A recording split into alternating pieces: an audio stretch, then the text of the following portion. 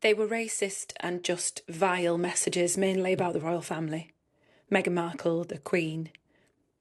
There was other just really misogynistic messages that weren't funny, but for some reason they all thought it was hilarious, sending these things round.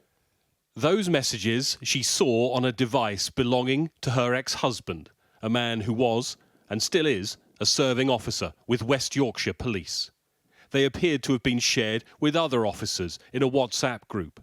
But 18 months after West Yorkshire Police were given the device containing the messages, she says she's been told they haven't looked at them, even though, 8 months ago, she sent them screenshots of the content.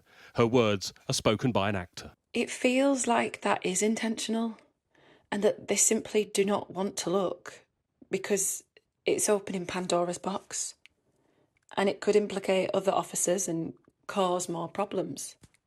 We've seen that content, and the messages appear to be the same, or at the very least strikingly similar, to those which 5 former Metropolitan Police officers last month pleaded guilty to sharing. Why is one force being treated differently to another?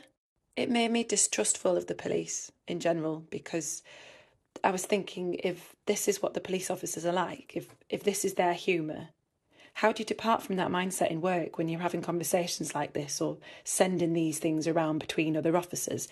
How can you remain unbiased in situations and, having the integrity to do the right thing?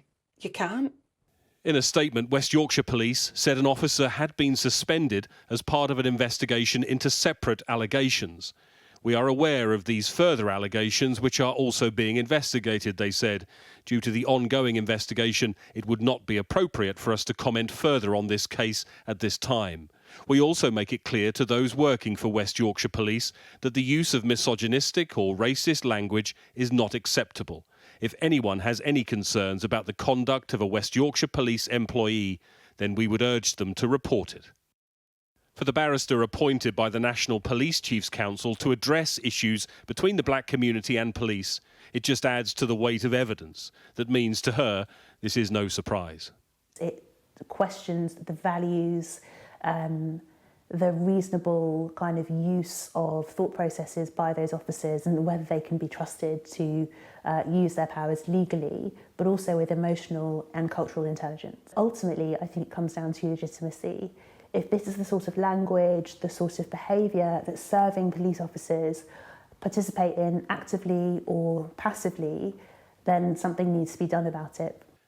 This isn't, of course, a new issue, but it is still one that goes to the heart of how communities can have trust and confidence in those who are supposed to protect them.